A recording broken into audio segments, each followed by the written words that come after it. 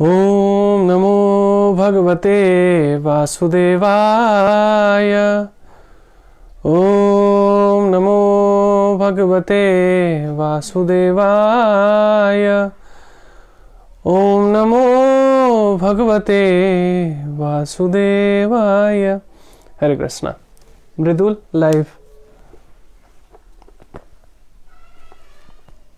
देखना। मानव मानव कर रहा है लाइव देखना। आज हम हैं भगवद गीता के चौथे अध्याय के 22वें श्लोक में, चैप्टर 4 वर्स 22। आप सबके पास भी भगवद गीता है तो आप सामने रख सकते हैं अपने पास, पीछे पीछे दोहरा सकते हैं या साथ साथ दोहरा सकते हैं। यदृक्षालाभ संतुष्ट द्वंद अतीता विमत्सरः समसिद्धौ असिद्धौ च कृत्वापि न निबध्यते। हरि बोल प्रभु जी। Chapter 4 verse 22। यदृक्षालाभ संतुष्ट द्वंद्वातीत विमत्सर समसिद्धौ असिद्धौ च कृत्वापि न निबध्यते। शब्दार्थ भगवान कहते हैं, जो स्वतः होने वाले लाभ से संतुष्ट रहता है, जो द्वंद्व से मुक्त है और ईर्ष्या नहीं करता, जो सफलता तथा असफलता दोनों में स्थिर रहता है, वह कर्म करता हुआ भी कभी नहीं बंधता। ये बहुत ही ऊंची चेतना की बात है। जितना ये सुनने में आसान लगता है, प्रैक्टिकली उतना ही चैलेंजिंग हो सकता है। लेकिन कोई चीज कठिन है, इसका मतलब ये नहीं कि वो असंभव हो जाता है। कठिन है इसलिए करने योग्य है। और धीरे धीरे जब हम शुद्ध भक्तों की कमेंट्री पढ़ते हैं, जब गुरुजनों की कमेंट्री पढ़ते हैं, तो जो मुश्किल सी चीज़ें हैं, जो कठिन सी लगने वाली चीज़ें हैं, वो धीरे धीरे आसान होने लगती है, हमारे लिए सहज होने लगती है, समझने में सरल होने लगती है। तो इसको धीरे धीरे समझने का प्रयास करेंगे। भगवान कहते हैं, जो स्वतः होने वाले लाभ से संतुष्ट रहता है, मतलब जो भी मिल गया उसमें खुश रहने वाला। ये पूरा साधु भाव है। जो द्वंद्व से मुक्त है, मतलब किसी भी द्वंद्व से, लाभ हानि, जीवन मृत्यु, है ना, मान अपमान, दिन रात, इन सब से ऊपर है, द्वंद्व से ऊपर है। क्योंकि उसको पता है कि संसार में जितने भी परिवर्तन है वो सब अनित्य है, असल में टेम्परेरी है, नित्य नहीं है, ये शाश्वत नहीं है। केवल आत्मा और परमात्मा ही शाश्वत है, बाकी सारी चीजें टेम्परेरी है, बदलती रहेगी। जो द्वंद्व से मुक्त है, लेकिन इतना आसान नहीं है, हम सब अभी द्वंद्व से मुक्त हुआ नहीं है। हरे कृष्णा रीता जी। लेकिन ये टारगेट है, तो हमें उस लक्ष्य तक पहुंचने की पूरी योजना बनानी होगी। और धीरे धीरे भगवान आगे के श्लोकों में से आसान बनाते जाते हैं। जो द्वंद्व से मुक्त है और ईर्ष्या नहीं करता, संसार में ऐसा कोई व्यक्ति नहीं है जो ईर्ष्या नहीं करता। यहाँ तक कि देखा गया, जो आध्यात्मिक क्षेत्र में भी जो आ गए लोग हैं, जो तथा कथित धार्मिक लोग भी हैं, वहां भी किसी को ज्यादा सम्मान मिला, किसी को ज्यादा पूछ हो गई, किसी को ज्यादा माला इत्यादि मिल गया, किसी को ज्यादा कुछ प्रेज मिल गया। तो कई बार तथाकथित जो धार्मिक लोग हैं, जो भक्त लोग हैं, जो साधक हैं, उनके मन में भी ईर्ष्या आ जाती है। तो केवल सांसारिक व्यक्तियों में ही ईर्ष्या नहीं होता, द्वेष नहीं होता। कई बार इतने सारे सत्संग, इतने सारे स्वाध्याय करने के बावजूद भी, इतने धर्म प्रशिक्षण से गुजरने के बावजूद भी कई बार बहुत मुश्किल होता है कि ईर्ष्या ना हो। हाँ, धीरे धीरे ईर्ष्या कम जरूर हो जाती है, लेकिन बिल्कुल ईर्ष्या समाप्त हो जाएगी, ये बहुत ऊंची चेतना की बात है। और ऐसा संभव तो अवश्य ही है। और ऐसे हमारे बहुत सारे पूर्व के आचार्यों ने अपने उदाहरण से प्रमाणित किया है कि किस तरह वो द्वेष और ईर्ष्या मुक्त थे, द्वंद्व मुक्त थे, और हर एक लाभ से संतुष्ट, हर एक लाभ हानि से, स्वतः होने वाले लाभ से संतुष्ट रहते थे। ऐसे बहुत सारे एग्जाम्पल्स हैं जिससे हम आगे समझने का प्रयास करेंगे। जो सफलता तथा असफलता दोनों में स्थिर रहता है। अब ये भी बहुत ऊंची चेतना की बात है। सामान्यतः क्या होता है कि हम जब सफल होते हैं तो बहुत उत्साहित हो जाते हैं, कई बार अहंकार भी आ जाता है, मैंने किया। और जैसे ही थोड़ा सा असफल हुए, तुरंत हम टूट जाते हैं, डिप्रेस्ड हो जाते हैं, परेशान हो जाते हैं, गिव अप कर देते हैं, अच्छे कार्य को भी छोड़ देते हैं। हरे कृष्णा आस्था, वेलकम, आप सभी का स्वागत है। राहुल प्रभु दिखाई दे रहे हैं। वह कर्म करता हुआ भी कभी नहीं बनता। तो ये जो चौथा जो चैप्टर है हमारा भगवत गीता का, इसका नाम ही है दिव्य ज्ञान, ट्रांसेंडेंटल नॉलेज। तो सामान्यतया दिव्य ज्ञान जो होता है साधारण व्यक्तियों को समझ में नहीं आता है, क्योंकि हमारी साधारण जो चेतना है, जो संसारिक हमारी चेतना, जितनी भी स्कूलिंग है, कॉलेजिंग है, जितनी भी हमारे पेरेंट्स भी हमें, सोसाइटी, टीचर्स, रिलेटिव्स जितने भी थे, सब लोगों ने हमें ये सिखाया कि संसार को भोगना कैसे है, संसार को एंजॉय कैसे करना है, कम से कम परिश्रम से अधिक लाभ कैसे गेन करना है। तो थ्रू आउट लाइफ हमारी ट्यूनिंग ऐसी हो गई है कि संसारिक जो उपलब्धियां होती है उसी को हम लाभ समझते हैं। आध्यात्मिकता तो उसमें दूर दूर होती नहीं है। आध्यात्मिकता बस एक हिस्सा होता है।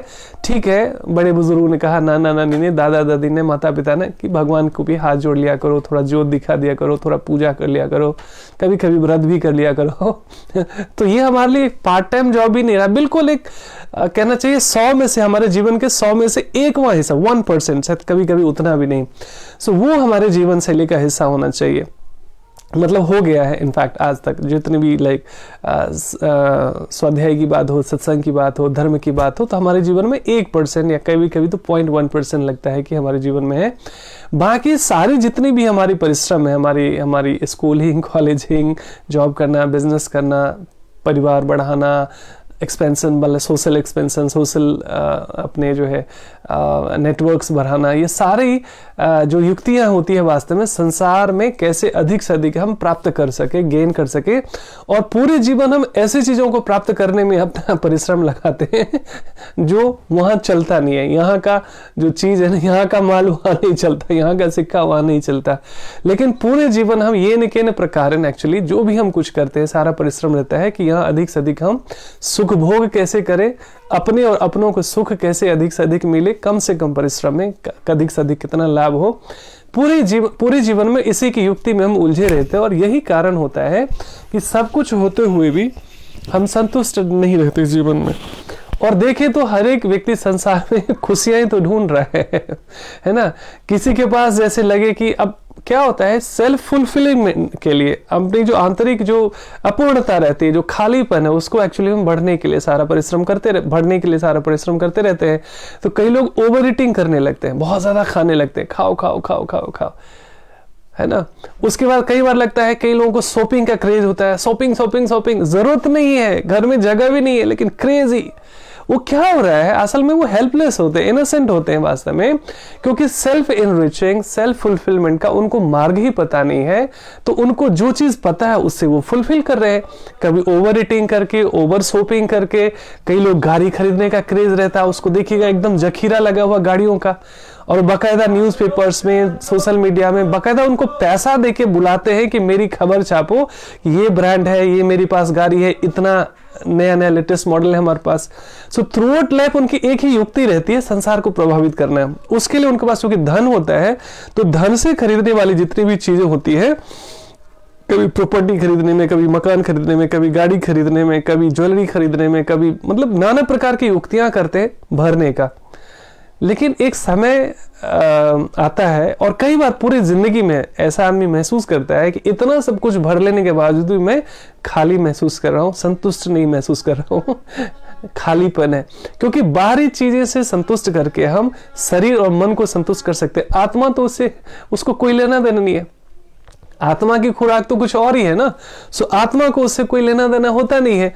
यही कारण होता है कि सब कुछ इतना परिश्रम करने के बावजूद हम खाली खाली रहते हैं, और उसको हम बारी बारी चीजों से कलेक्ट करते, थ्रू आउट लाइफ हम कंकर पत्थर इकट्ठा करते रहते हैं। उसको हम ऑपुलेंसेस समझते हैं, और उसके बावजूद भी अकेलेपन का शिकार होना, उदास रहना, तनावपूर्ण रहना, नींद की समस्या होना, रिश्तों में कलह और कपट होना, नाना प्रकार की ये समस्या से हम दो चार होते रहते हैं, क्योंकि असली जो चीज है, जो सेल्फ इनरिचिंग है, जो सोल फुलफिलिंग है, ये मिसिंग रहता है।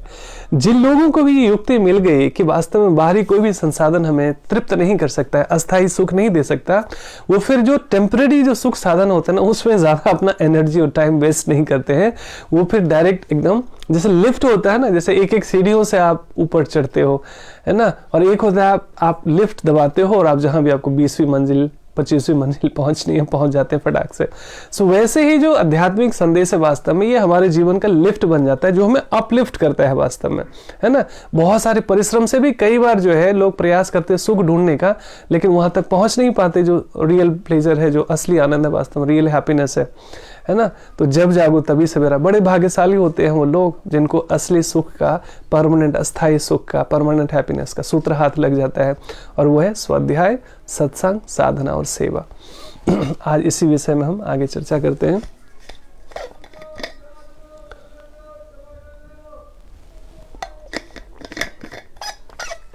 तो प्रभुपाद बताते हैं इसके तात्पर्य में, तो उनके तात्पर्य को समझने का प्रयास करेंगे। सो गुरुजनों को विनम्रता पूर्वक प्रणाम करते हैं। ओम अज्ञानतिमिरान्धस्य ज्ञानाञ्जन शलाकया चक्षुरोन्मितं येन तस्मै श्रीगुरुवे नमः। तप्त कांचन गौरांगी राधे वृंदावनेश्वरी वृषभानुसुते देवी प्रणमामि हरिप्रिये। वाञ्छाकल्पतरुभ्यश्च कृपा सिन्धुभ्य एव च पतितानां पावनेभ्यो वैष्णवेभ्यो नमो नमः। जय श्री कृष्ण चैतन्य प्रभु नित्यानंद श्री अद्वैत गदाधर श्रीवासादि गौर भक्त वृंद। हरे कृष्णा कृष्णा कृष्णा हरे हरे, हरे राम राम राम हरे हरे। नमो विष्णुपदाय कृष्णपृष्ठाय भूतले श्रीमते भक्ति वेदांत स्वामिनिति नामिने। नमस्ते सरस्वती देवी गौरवाणी प्रचारिणे निर्विशेष शून्यवादी पाश्चात्य देशधारिणे। Hare Krishna. Welcome back. So Prabhupada इसके तात्पर्य में कहते हैं, पहले जो लोग लेट से जुड़े मैं फिर से दोहरा दूं। आज चौथे अध्याय का 22वां श्लोक है, जिसके शब्दार्थ में भगवान कहते हैं जो स्वतः होने वाले लाभ से संतुष्ट रहता है। ये बहुत ऊंची चेतना की बात है। आज सुन लेने के बाद भी हमारे जीवन में ये परिवर्तन आ जाए तो बहुत बड़ी बात होगी, लेकिन कोई दिक्कत नहीं है। बार बार सुन के, बार बार समझ के, धीरे धीरे नहीं कुछ तो थोड़ा तो दिमाग में आएगा, कुछ तो हमारा व्यवहार परिवर्तन होगा। सो किसी भी चीज को असंभव नहीं मानना है, क्योंकि भगवान बता रहे हैं, और भगवान की बात ऐसी तो कैसे इतनी आसानी से समझ में आ जाती, तो पूरी दुनिया खुश हो जाती ना, पूरी दुनिया आनंदित हो जाती है। सो इतना आसान होता तो सब लोग खुश हो जाते ना। इसीलिए दुख से मुक्त होने के लिए ये अस्थाई साधन है। सभी लोग आ जाएंगे तो सभी लोग सुखी हो जाएंगे लेकिन ऐसा बहुत मुश्किल होता है, बहुत रेयर होता है। सो बहुत मुश्किल से कहते हैं बिनु सत्संग विवेक न होई, राम कृपा बिनु सुलभ न सोई। तो हम सब भाग्यशाली हैं कि इसमें हमारी रुचि है, इसलिए धीरे धीरे भगवान हमारे लिए व्यवस्था कर रहे हैं स्वाध्याय सत्संग का।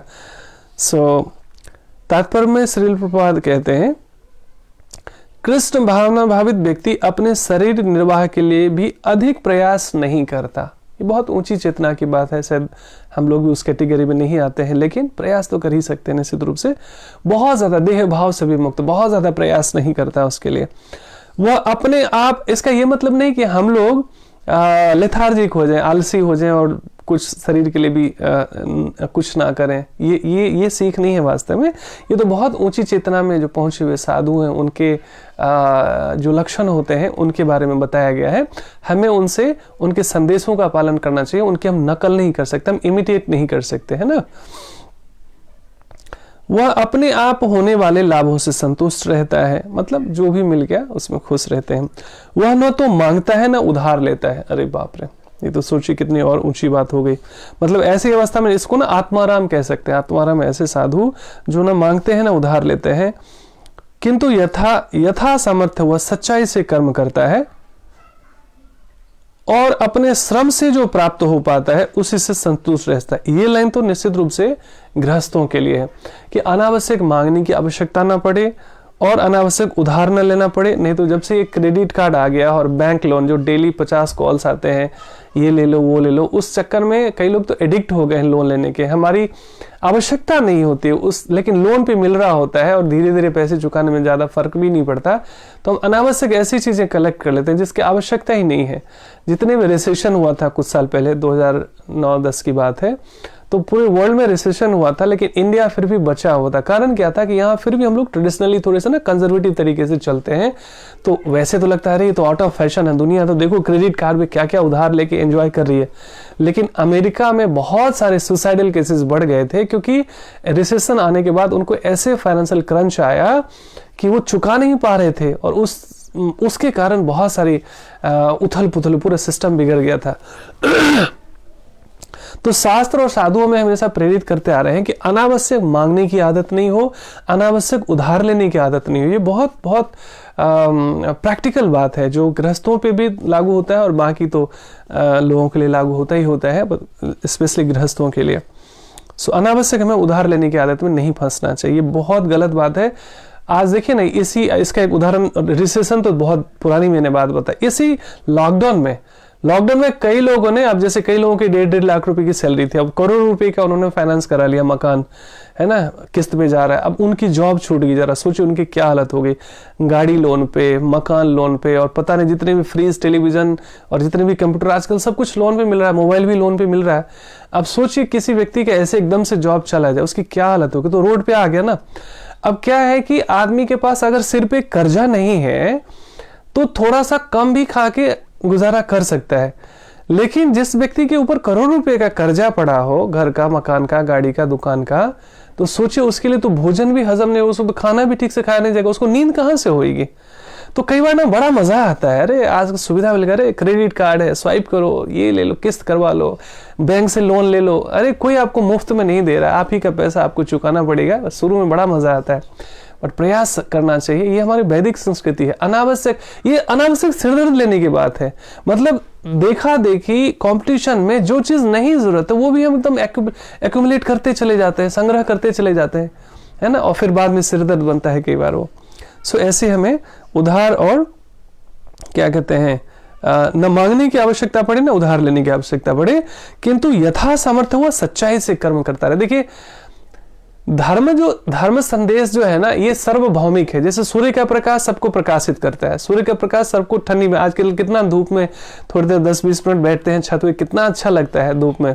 तो ये सबके कल्याण के लिए, ये भेदभाव नहीं करता है कि किस जाति का है, किस धर्म का है, किस भाषा का, किस रंग रूप का है ना, किस देश का है। ये प्रकृति कभी भी कोई भेदभाव नहीं करती। ये परमात्मा की शक्ति वास्तव में, देखिए ऑक्सीजन है, भेदभाव करती है, कौन हिंदू है, कौन मुसलमान है, कौन अमेरिकन है, कौन पाकिस्तानी है, कौन इंडियन है, किसी के साथ। प्रकृति का यही सार्वभौमिक जो धर्म का प्रचार है, यही सनातन संस्कृति कहती है, ये जीवन की पद्धति है, जीवन जीने की शैली पद्धति है ना। तो धर्म शिक्षा की इसलिए जरूरत है। आज मैंने सुबह में पोस्ट भी किया था एक, कि 2 तरह के अभक्त होते हैं, बल्कि कल मैंने रात में लास्ट में सुने के टाइम में मैंने पोस्ट किया था, लगा कि ये दिमाग से चला ना जाए। कई बार ना एक लव एंड कंपैशन होता है, हमें लगता है जो चीज़ हमें मिला ना और बांटना चाहिए। आनंद का स्वभाव ही ऐसा है, अब जितना बांटेंगे उतनी आपको तृप्ति मिलती है, उतनी आपको संतुष्टि मिलती है। ये आनंद का स्वभाव ही है कि दूसरों को सुख देने में, दूसरों को खुशियाँ पहुँचाने में आपको संतुष्टि मिलती है। सिर्फ नेचर बन जाता है, ये स्वभाव हमारा बन जाता है। सो मैंने देखा कि 2 तरह के अभक्त होते हैं। अभक्त मतलब जो धर्म विरुद्ध जीवन जीते हैं। सो 2 तरह का भक्त कैसे होते हैं? एक तो होते हैं नास्तिक लोग, जो भगवान को नहीं मानते, एरोगेंस के कारण, अहंकार के कारण, न रिसर्च करते, न शोध करते। भाई कोई इंजीनियर बनना चाहता है, पढ़ाई नहीं करेगा तो कैसे इंजीनियर बन जाएगा? कोई मेडिकल फील्ड में जाना चाहता है, डॉक्टर बनना चाहता है, पढ़ाई नहीं करेगा तो अपने आप तो डॉक्टर नहीं बन जाएगा। भैया बरसों लगाते हैं तब जाके आपको वो विद्या आती है, अपने आप तो आ नहीं जाती। धर्म ज्ञान आपको लगता है कि बस एक जाएंगे, एक लड्डू चढ़ाएंगे, एक फूल चढ़ाएंगे और पंडित जी हमको सारा वेद ज्ञान यहाँ पर डाउनलोड कर देंगे। इतना आसान थोड़ी है। ये सेल्फ क्वेस्ट, सेल्फ जर्नी है, ये खुद स्वयं की यात्रा है, स्वयं परिश्रम करना पड़ता है ना। जैसे कई स्कूल और कॉलेज पास करते करते जाके हम कभी मेडिकल, इंजीनियरिंग या जो भी हम करते हैं वहां तक पहुंच पाते हैं, उसको हम अटेन कर पाते हैं, उसको हम क्वालिफाई कर पाते हैं। वैसे धर्म का भी मार्ग है है ना। ये स्कूल कॉलेज की पढ़ाई से भी बहुत ऊंची चेतना की बात है। ये तो मतलब इस जीवन और आगे आने वाले जीवन की तैयारी, बाकी डॉक्टर, मेडिकल, इंजीनियरिंग जो भी हम करते हैं, घर बनाते हैं, मकान बनाते हैं, एजुकेशन करते हैं, जो भी करते हैं इस जीवन के फ्यूचर की तैयारी के लिए कि कल हमारा अच्छा हो, अच्छी बात है, लेकिन हमें नेक्स्ट लाइफ में के लिए भी कुछ तैयारी करनी पड़ती है, ये कोई बताते ही नहीं है। सो इसीलिए जो आध्यात्मिक चेतना है आर्ट ऑफ लिविंग के साथ साथ आर्ट ऑफ डाइंग भी सिखाता है, जो आनंदमय आध्यात्मिक मृत्यु भी कैसे उत्सव बन सकता है, तो उसकी तैयारी करता है। तो इसको जानने के लिए आपने शोध नहीं किया, आपने स्वाध्याय नहीं किया, आपने सत्संग नहीं किया, आपने जिज्ञासा नहीं करी, आपने साधना नहीं करी और आप नास्तिक बन गए, तो उसमें लाभ किसका हुआ और हानि किसकी हुई? आप ही का नुकसान हुआ। जय श्री कृष्ण प्रीति जी। कहने का मतलब स्कूल चलता रहता है, स्कूल में कोई आए प्रशिक्षित होकर अपने आप को बेहतर इंसान बनाए या मूर्ख ही बना रहे, स्कूल ही ना आए तो इससे क्या फर्क पड़ता है? स्कूल तो चलता रहेगा। इसीलिए आदि काल से वैदिक परंपरा से शिक्षा दीक्षा, धर्म प्रचार और धर्म संस्कार चलता रहा है। कभी माहौल विपरीत रहा, कभी अनुकूल रहा, लेकिन चलता रहा। लेकिन सभी लोग तो धार्मिक नहीं बन गए, इसलिए सभी लोग सुखी भी नहीं हो पाते हैं, है ना। ऐसा होता तो राजा महाराजा गुरुजनों के पास शिक्षा दीक्षा लेने क्यों जाते? तो उनके पास तो नौकर है, धन है, संपदा है, पावर है, पोजीशन है, सब कुछ है, फिर भी वो दुखी क्यों होते हैं? मतलब दुख से दूर करने के लिए केवल सांसारिक साधन ही मतलब काफी नहीं है। आध्यात्मिक चेतना के बिना आप एक्चुअली असली सुख क्या होता है उसका परिचय ही नहीं कर पाते। और बिना प्रशिक्षण के कोई कह दे कि डॉक्टर होता है, मैं नहीं मानता, इंजीनियर होता है, मैं नहीं मानता। वैसे ही कुछ लोग कहते हैं भगवान होता नहीं होता, मैं क्यों मानूं, मेरे को क्या पड़ी है, मैं क्यों मानूं भगवान को, क्यों पूजा करूं, क्यों साधना करूं, क्यों सत्संग करूं, क्यों स्वाध्याय करूं, जरूरत क्या है? नोबडी कैन इम्पोज हिम, कोई उन पर जबरदस्ती नहीं कर सकता। आपको जैसा मर्जी आप जिए। यदि ऐसा नास्तिक होने के बाद यदि आपको चैन की नींद आती है, रिश्तों में मधुरता है ना, आप जो है आनंदित रहते हैं, स्वस्थ रहते हैं, सुरक्षित महसूस करते हैं, चिंता मुक्त है, तो बहुत अच्छी बात। आप अवतारी पुरुष होंगे, शायद नित्य सिद्ध होंगे, और ऐसे इतिहास में भी ऐसे एक्सेप्शंस देखे गए हैं।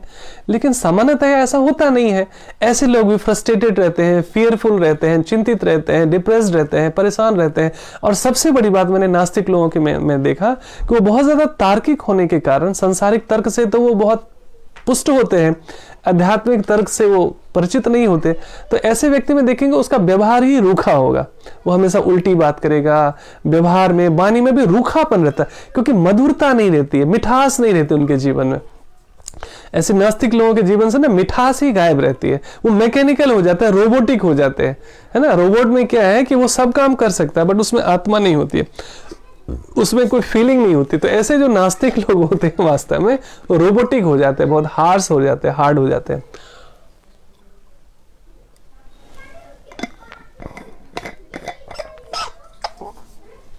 सो उनको लगता है ना जीवन में ना मैं सब कुछ ठीक कर दूंगा, मैं कंट्रोल कर दूंगा, मैं खुद से सब कुछ कर लूंगा। मैं उन पे बहुत हावी रहता है, doership, I am the controller, I am the doer.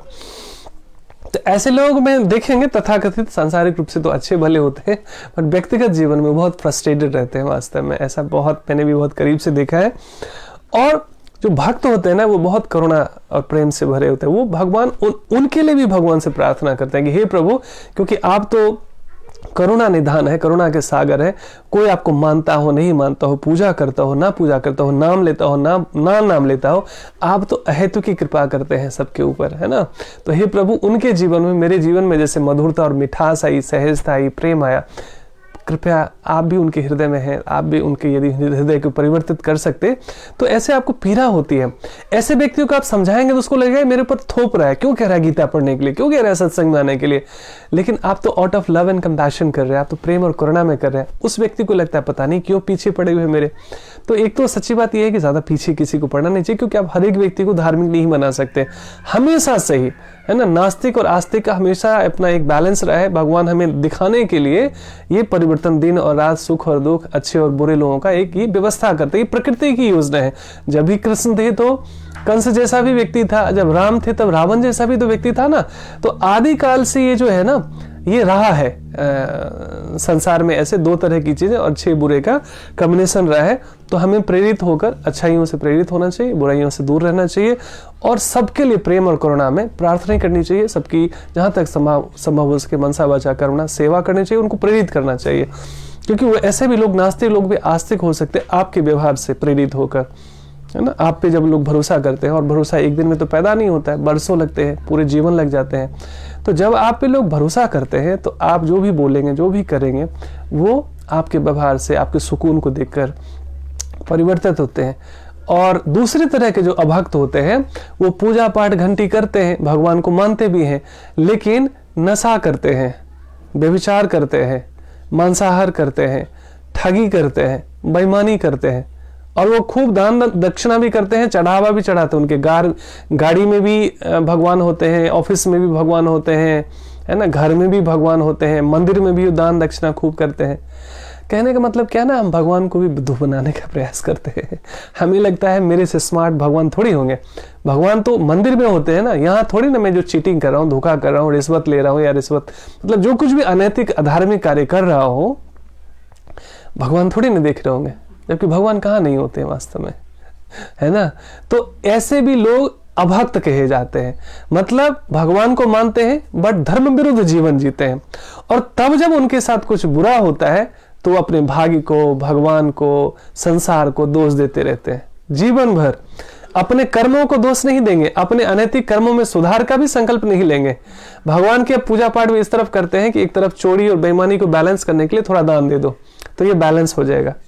मतलब भगवान को भी लोग मूर्ख बनाने से चूकते नहीं है।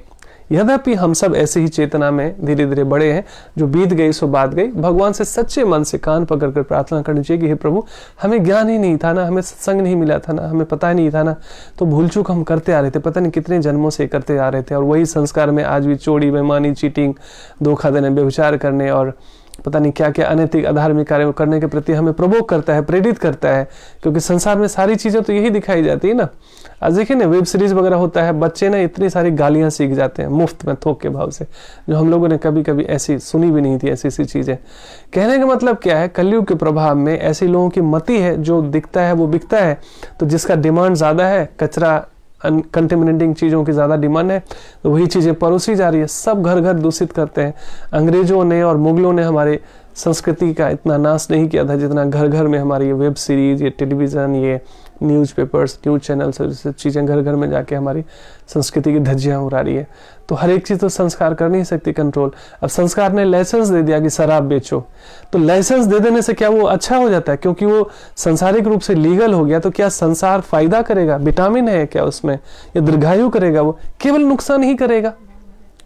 तो सब चीज तो सरकार नहीं कर सकता। अब हमें अपनी सरकार हमें इम्पोज तो नहीं करती, फोर्स नहीं कर रही कि आपको शराब पीना ही पड़ेगा। अब हमारा विवेक है तो हमें पता है भाई जहर तो मुफ्त में भी मिले तो नहीं पीना चाहिए, खाना चाहिए, वहां खरीदने की बात है। लेकिन ऐसी चेतना जागृत नहीं है तो लोग अपना डिग्रेड करते रहते हैं, पशुवत जीवन जीते हैं।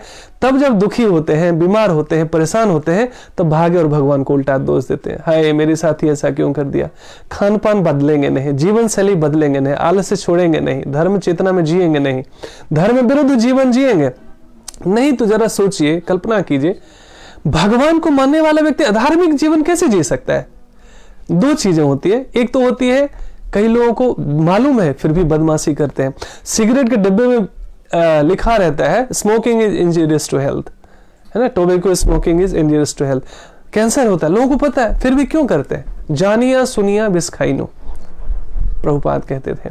तो जानबूझकर लोग जहर खाते हैं और जब सफर करते हैं तब झाड़ फूक के पास जाते हैं, ज्योतिष के पास जाएंगे, बाबा के पास जाएंगे, इधर उधर जाएंगे, फिर भी कोई सही सलाह दे कि स्वाध्याय कर लो, सत्संग में आओ, साधना करो, नहीं करेंगे, मुश्किल है। झाड़ फूक बता दो, 1 लाख रुपए की अंगूठी पहना दो, पहनने के लिए तैयार, लोगों के पास पैसा है। सो जैसा डिमांड वैसा सप्लाई। सो ठगी मतलब शॉर्टकट लोग ढूंढते रहते हैं, तो ठग बैठे हुए संसार में। सो किसी का दोष नहीं है वास्तव में। तो है क्या कि भगवान के शुद्ध ज्ञान से जब तक हम प्रेरित नहीं होते तो भगवान को मानते हुए, और जो लोग नहीं मानते, जो नास्तिक हैं वो भी, और ऐसे जो अनट्रेंड आस्तिक है जो भगवान को मानते हैं लेकिन भगवान के ज्ञान से कोई परिचय ही नहीं है, ना ही कोई इंटरेस्ट है। नहीं तो आज भारत में कौन सा ऐसा बच्चा होगा, बच्चा भी, जिसको भगवत गीता के बारे में पता नहीं होगा? कई लोगों के घर में है ही नहीं, है तो पढ़ते नहीं है, नहीं पढ़ते, नहीं समझ में आता तो पूछते नहीं है, दीपक तले अंधेरा है। तो दुख की बात है। इसीलिए हम सबको ऐसी कम्युनिटी बनानी पड़ेगी, ऐसा समाज बनाना पड़ेगा, ऐसा ग्रुप बनाना पड़ेगा जिसमें अधिक से अधिक लोगों को हम प्रेरित कर सके अपने व्यवहार से, अपने चरित्र से, है ना। लोग हमारे व्यवहार से, प्रेम से बदलते हैं, हमारे ज्ञान से नहीं बदलते, है ना। नहीं तो तथाकथित एक से एक ज्ञानी भरे पड़े हैं जो बहुत सुंदर भाषण कर सकते हैं, बहुत सारा किताब लिख सकते हैं, पता नहीं क्या क्या कर सकते हैं, लेकिन अपने जीवन में भी सुकून नहीं है उनके, है ना। तो केवल बाहरी रूप से बहुत ज्ञानी हो जाए, ध्यानी हो जाए और व्यक्तिगत जीवन में वैसा ट्रांसफॉर्मेशन नहीं है तो दीपक तले अंधेरा होता है। ये दुख की बात है। इसलिए प्रेम और करुणा में साधु प्रचार करते हैं, धर्म का प्रचार करते हैं, क्योंकि संसार की कोई भी चीजें आपको परमानेंट हैप्पीनेस नहीं दे सकती, लेकिन स्वाध्याय, सत्संग, साधना और सेवा आपके जीवन को इनरिच करती है, फुलफिल करती है। फिर आप बाहरी चीजों पे कम निर्भर करते हैं। तो इसलिए गाड़ी में कोई दोष नहीं है, बंगले में कोई दोष नहीं है, जॉब, व्यापार, बिजनेस, पैसा कमाने में कोई दोष नहीं है। तो करना ही पड़ेगा, गृहस्थ जीवन में है ना, तो करना ही पड़ेगा, लेकिन अनैतिक नहीं, अधार्मिक नहीं, चीटिंग प्रोपेंसिटी नहीं, धोखा नहीं, है ना। तो इस तरह जो सच में धार्मिक व्यक्ति होगा तो धर्म का पालन करेगा, तभी तो धार्मिक हुआ। नहीं तो केवल तिलक लगा ले, पूजा पाठ घंटी कर ले और कर्म सारे विपरीत करे अधार्मिक, तो खुद भी दुखी होगा, संसार को भी दुखी करेगा और बुरा उदाहरण बनेगा कि देखो ये इतने पूजा पाठ करने वाले लोग हैं और ये देखो इनका व्यवहार देख लो। तो ऐसे लोग गलत उदाहरण बनते हैं, समाज के लिए भी, आने वाली पीढ़ी के लिए भी। तो आचरण ही प्रचार है, वास्तव में हम सबके ऊपर जिम्मेदारी है। तो अच्छे से प्रशिक्षित होकर हम अपने आचरण में लें ऐसा। वह न तो मांगता है न उधार लेता है, किंतु यथा समर्थ वह सच्चाई से कर्म करता है। हम इसी बात पे अटके थे, सच्चाई से कर्म करता है। मनसा वाचा कर्मणा, हमारी जो डीलिंग होनी चाहिए बहुत प्योर होनी चाहिए और भगवान से प्रार्थना करनी चाहिए कि हे प्रभु मैं कलयुग में हूँ, बहुत डिस्ट्रैक्शन है, और खासकर जो सत्य के मार्ग पे चलते हैं, धर्म के मार्ग पे चलते हैं, उनकी तो इतनी बैंड बजती है पूछो मत। लेकिन भगवान समझिए हमारा पेपर ले रहे होते हैं उस समय और हमें उत्तीर्ण होना है, पास होना है। शरणागति में हे प्रभु आप परीक्षा ले रहे हो, आपकी माया ने आपने माया को नियुक्त किया है, वो हमारी खूब डेली पेपर ले रही है, हमारी खूब टेस्ट ले रही है लेकिन इसमें आप ही पास करवा सकते हो। मुझ में ऐसा ज्ञान, बुद्धि, सामर्थ्य दो ताकि हम आपके ज्ञान से रूबरू होकर सारे में 100 में से 100 मार्क्स लेके आए, है ना। सो यही शरणागति का भाव है, यही प्रेम है, भगवत प्रेम है। तो उस यथा समर्थ वह सच्चाई से कर्म करता है और अपने श्रम से जो प्राप्त होता है उसी से संतुष्ट रहता है। ये कर्मयोग का पूरा एकदम लक्षण बताया गया है, बहुत ऊंची चेतना में कैसे कर्मयोग करना चाहिए। अतः वह अपनी जीविका के विषय में स्वतंत्र रहता है, उसको बहुत ज्यादा हाई नहीं रहता है ना। देखिए एक्चुअली होता क्या है, हाथी ना लगभग कहा गया 40 किलो भोजन चाहिए उसको, है ना, और चींटी को चाहिए छोटा सा दाना। तो भगवान चींटी का भी पेट भरते हैं और हाथी का भी पेट भरते हैं। अब दोनों में से किसी ने भी स्कूल नहीं देखा, कॉलेज नहीं देखा, किसी ने MBA नहीं किया, ना जॉब कर रहा है, ना बिजनेस कर रहा है। केवल मनुष्य ही तो जीव नहीं है ना संसार में, लेकिन सबका पेट भरते हैं भगवान। एक इंसान है जिसका कभी पेट नहीं भरता, आप गौर करो। एक इंसान ही है जो सब कुछ होते हुए भी उसके पास जीवन भर हाय लगी रहती है।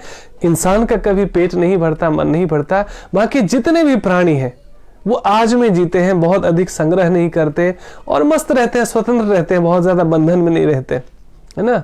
लेकिन हम इंसान है जो इतना हार्डवर्क करते हैं, इतना मेहनत करते हैं, पूरा परिश्रम करते हैं, पूरे जीवन भर गधे की तरह काम करते हैं, फिर भी कभी खुश नहीं रहते, संतुष्ट नहीं रहते, है ना, क्योंकि परमानेंट हैप्पीनेस का स्रोत पता नहीं है। और कई लोगों को पता है लेकिन फॉलो नहीं करते। तो डॉक्टर के पास आप जाते हैं, अच्छी बात है, लेकिन उसका उपचार नहीं करते हैं जैसा जैसा वो बताता नहीं, तो कैसे ठीक होंगे हम। तो भवरोग जो है हमारा संसार में, जो दुख और पीड़ा हम झेल रहे हैं, तो इस दवाई को केवल सुन लेंगे उससे तो काम बनेगा नहीं, जीवन में भी फॉलो करना पड़ेगा, इसमें व्यवहार में उतारना पड़ेगा, तभी ये दवाई असर करेगी। और ये परमानेंट हैप्पीनेस का मेडिसिन है वास्तव में। वह अन्य किसी की सेवा, अच्छा स्वतंत्र रहता है, वह अन्य किसी की सेवा करके कृष्ण भावनामृत संबंधी अपनी सेवा में व्यवधान नहीं आने देता, है ना। ये भी एक बहुत ऊंची चेतना की बात है। किंतु भगवान की सेवा के लिए वह संसार की द्वैतता से विचलित हुए बिना कोई भी कर्म कर सकता है। मतलब उसको समाज सेवा में बहुत ज्यादा रुचि नहीं होती है, क्योंकि बहुत सारे लोग ऑलरेडी कर रहे होते हैं, तो उनको क्यों डिस्टर्ब करने का। दूसरा इसमें कहते हैं किंतु भगवान की सेवा के लिए वो संसार की द्वैतता से विचलित हुए बिना कोई भी कर्म कर सकता है। सामान्यतः है ना, पिछले चैप्टर में हमने कहा ना कि पाप और पुण्य दोनों का फल मिलता है, फिर उसके बाद शरीर मिलता है, तो क्या करें। लेकिन जो भगवान के शुद्ध भक्त होते हैं ना, वो परवाह नहीं करते क्या लाभ क्या हानि, क्या पाप क्या पुण्य। भगवान के बताए हुए मार्ग में मैं चल रहा हूं, अब भगवान जाने, अपने को ज्यादा टेंशन नहीं लेने का, है ना। कितना टाइम हो गया है, कितना टाइम रह गया, ठीक है ना। अभी चेतना का भी अभी 3 बजे से लेक्चर होने वाला है, इसलिए स्टूडियो सुनना है, ठीक है। सो अभी तो काफी टाइम है, थैंक यू। तो कहने का मतलब क्या है कि सांसारिक सेवा इत्यादि में उसकी बहुत ज्यादा रुचि नहीं होती। यद्यपि वो करता है, यदि वो संसार की भी सेवा करता है तो निमित्त मानकर के हे प्रभु, ये जो दान है, जो सेवा है, जो कम्बल है, जो रोटी है, जो भोजन है, जो दवाई है, आपने मुझे चुना, मैं माध्यम हूं, सब आपके द्वारा हो रहा है। नहीं तो मैं संसार में 1 रुपया भी लेके आया था क्या? यहां से जाऊंगा तो एक ढेला भी, एक सिक्का भी लेके जाऊंगा क्या? जो लिया यहीं से लिया, जो दिया यहीं पे दिया, तो फिर लेन देन का कोई अहंकार ही नहीं।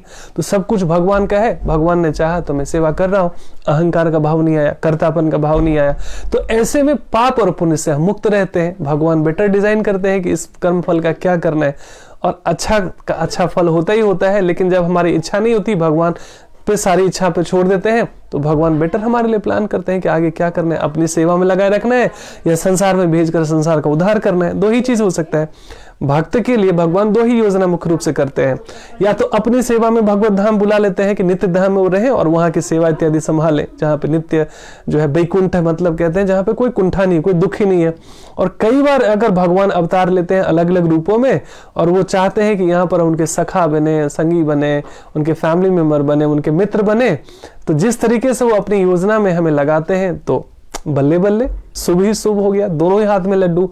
सो कहाँ भी संसार में रहे या नित्य धाम में रहे, सो सब कुछ जो है तदी हो जाती है। जब भगवान की इच्छा में अपनी इच्छा मिला देते हैं तो सब कुछ बल्ले बल्ले हो जाता है, सब कुछ दिव्य हो जाता है वास्तव में। तो फिर पाप और पुण्य का कोई फिर फिक्र ही नहीं करना, कोई हिसाब ही किताब नहीं करना। भगवान हमसे बेटर प्लान कर सकते हैं इन चीजों को। तो इसलिए वो किसी भी ऐसे द्वंद्व में नहीं फंसता कि अरे इससे लाभ तो नहीं होगा, इससे हानि तो नहीं होगी, इससे पाप तो नहीं होगा, इससे पुण्य नहीं होगा।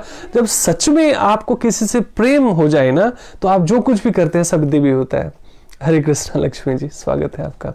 सो इसीलिए इसमें ना कर्म द्वंद्व मतलब होता है जहां पर ना दिमाग सोचते अरे सही है, ये गलत है, करो ना करो, अरे इससे लाभ तो नहीं होगा, इससे हानि तो नहीं होगा, इससे पाप तो नहीं होगा, इससे पुण्य तो नहीं होगा। जब सच में आप भगवान को दिल दे चुके होते हैं ना, तो भगवान हमें गाइड करने लगते हैं। भगवान कहते हैं ददामि बुद्धि योगम तुम। भगवान कहते हैं जो नित्य हमारी सेवा में, हमारी चेतना में रहता है, हमारे चिंतन में रहता है, बुद्धि में उसको देता हूं, तो आपका हर एक कार्य दिव्य हो जाएगा। वास्तव में आपकी डिसीजन मेकिंग पावर, आपकी डीलिंग अप्रोच, सब कुछ दिव्य हो जाएगा। लेकिन जब तक हम चीटिंग प्रोपेंसिटी में रहते हैं ना, तब तक बहुत मुश्किल होता है। सामान्यतः कहा गया है कि 4 तरह की कमियां हमारे जीवन में होती हैं। पहला होता है, मैं आपको एक्चुअली पॉइंट्स आपको शेयर ही कर देता हूं। हमारा शाम भी ना एक इंग्लिश में लेक्चर है, बच्चों के ग्रुप का लेना है, तो उसमें हमने एक लेक्चर लेना है 2 अध्याय का 12वां श्लोक। तो मैंने कुछ इसमें प्रिपरेशन करी थी, कुछ पॉइंट्स हमने कलेक्ट किए थे। Let me check where is that.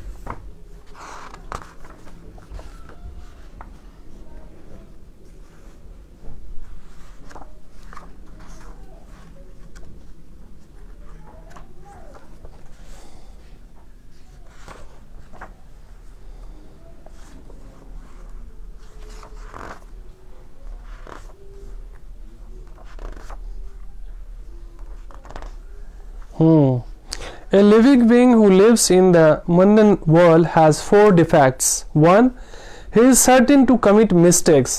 उससे वो गलतियां करता ही करता है ना। हम सब अपने लाइफ से भी रिलेट कर सकते हैं।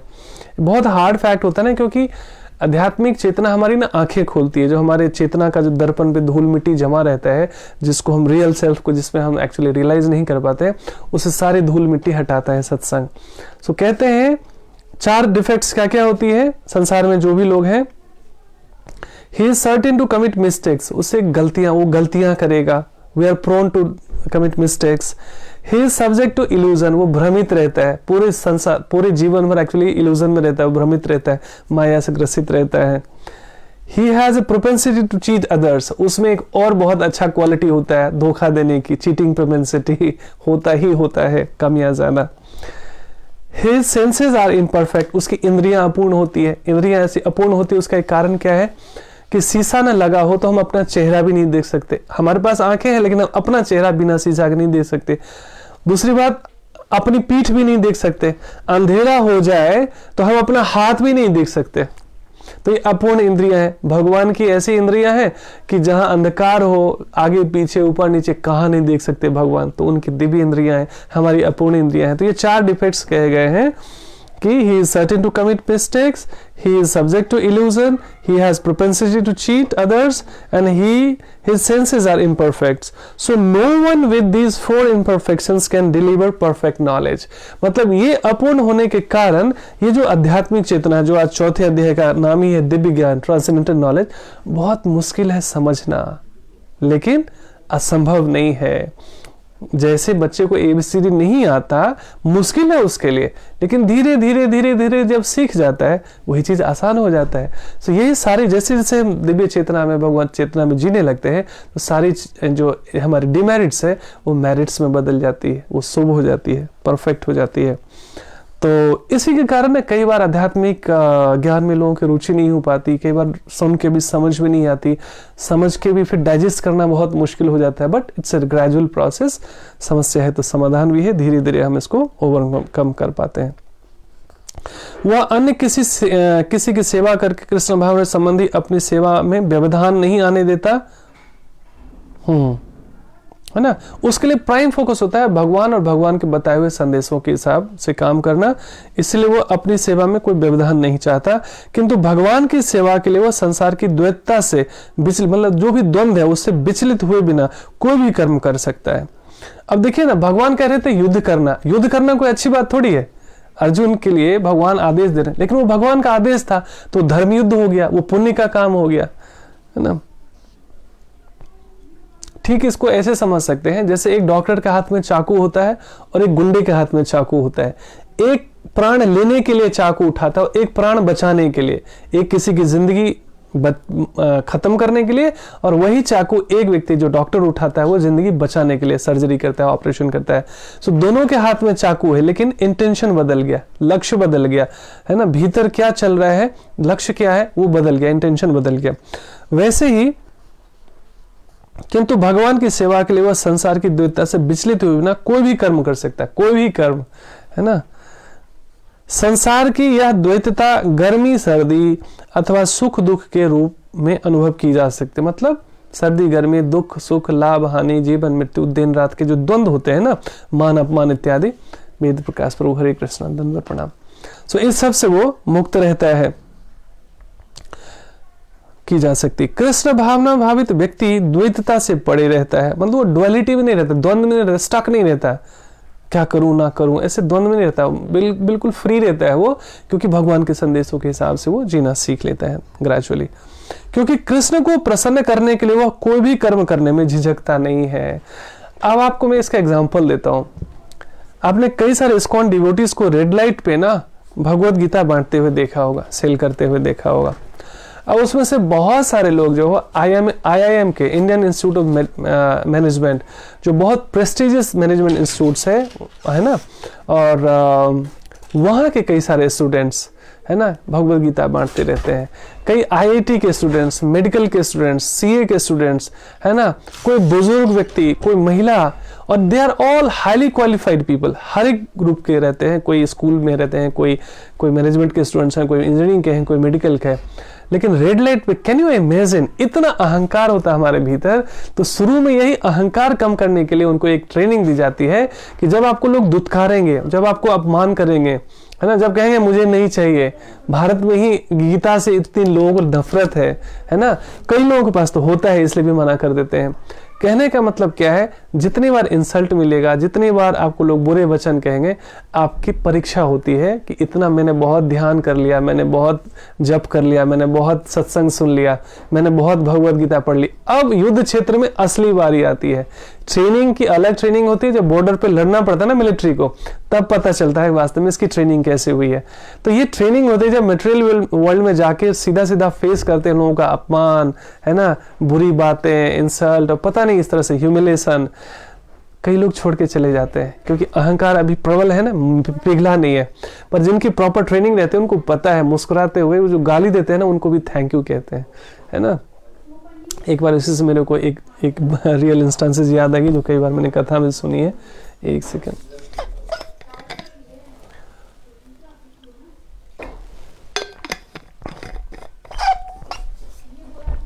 एक नए ब्रह्मचारी जो है ऐसे बहुत सारे बुक्स प्रभुपाद के इस्कॉन के लेके रेड लाइट पे थे। तो एक व्यक्ति हताश परेशान आता है, उनको लगता है कि भाई भगवा ड्रेस में है, साधु है।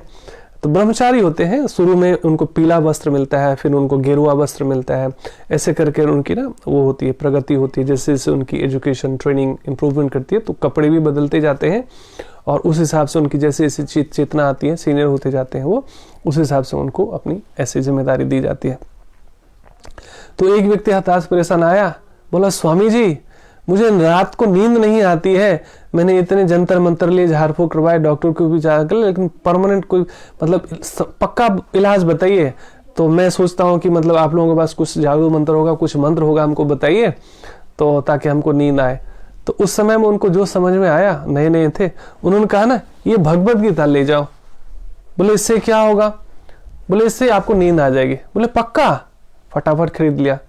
फिर जाने लगे तो बोले ऐसा है कि केवल खरीदने से नहीं होगा, इसको पढ़ना भी पड़ेगा, है ना। क्योंकि भाई कोई दवाई मिले शहद की और कोई ऊपर से धूप अगरबत्ती करता रहे, उससे थोड़ी ना फायदा करेगा शरीर को, उससे थोड़ी ना सर्दी खांसी जुकाम और इम्यूनिटी बेटर होगी, है ना। सर्दी जुकाम तो सीजन नहीं जाएगा, तो पढ़ना भी चाहिए, ठीक है। अब क्या हुआ, एक हफ्ते बाद कहीं दूसरे रिलेट में थे, एक व्यक्ति तेज तेज इनकी तरफ चलता आ रहा है। अब ये नए थे, घबरा गए, अरे ये तो वही व्यक्ति जो बोला था कि नींद नहीं आ रही है, तो मैंने बोला था गीता पढ़ो तो नींद आ जाएगी, ये तो उन्होंने ऐसे ही बोल दिया था टू सेल आउट गीता, क्योंकि ये तो नुकसान होता नहीं, किसी का लाभ ही करता है। अब इनको लगा हो सकता है इसको नहीं, मेरे को ढूंढता हुआ एक हफ्ते में इसने मेरे को पकड़ लिया, लगता है इसको नींद पता नहीं ठीक हुआ नहीं हुआ, भगवान बचाए। अब इनको लगा कि कहीं पता नहीं कौन सा कैसा कैसा व्यक्ति होता है संसार में, कई लोग तो धाक भी नहीं रखते, साधु है क्या है कौन है। तो ये रेड लाइट से खिसकने लगे, आगे बढ़ने लगे कि कहीं मैं कहीं छुप जाऊंगा तो ये दिखेगा नहीं, मेरे को देखेगा नहीं, तो मैं बच जाऊं, पता नहीं किस लिए भागा भागा आ रहा है। वो अब आवाज लगाने लगा, अरे रुकिए रुकिए स्वामी जी, मैं आप ही को ढूंढ रहा था, रुकिए रुकिए। अब इनको लगा अरे अब तो गए काम से, तो ये दौड़ने लगे, भागने लगे। वो पीछे से दौड़ के व्यक्ति पकड़ लिया इनको जोर से। अब ये घबरा गए कि अब पता नहीं क्या होने वाला है, कुछ मार पिटाई करेगा ना क्या, पता नहीं कुछ दुत्कारेगा। बोले अरे महाराज अब चमत्कार हो गया, इतने सारे डॉक्टर झाड़ फूक सब कुछ करवा लिए, मेरी नींद नहीं आ रही थी, थैंक यू आपको। अब एक हफ्ते से मुझे चैन की नींद आती है, मैं डेली भगवत गीता पढ़ के सुनता हूँ। इनके सांस में सांस है, थैंक गॉड। उन्होंने मन ही मन भगवान को धन्यवाद दिया कि भगवान आप बहुत कृपालु हैं, आप पता नहीं किस किस प्रकार से लोगों के जीवन में आकर उनका कल्याण करते हैं। तो ऐसे बहुत सारी घटनाएं होती रहती है। तो कहने का मतलब क्या है कि वो कुछ भी करने के लिए तैयार रहते हैं, क्योंकि वो भगवान की सेवा है।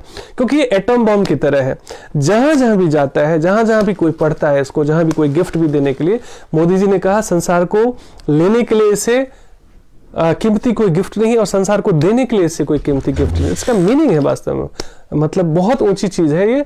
जहां जहां भी जाता है नहीं, एटम बम की तरह ये फूटता है, और फूटने से पता क्या क्या ब्रस्ट करता है, ये ईगो ब्रस्ट करता है, एरोगेंस ब्रस्ट करता है, इग्नोरेंस ब्रस्ट करता है, दुख को ब्रस्ट कर देता है।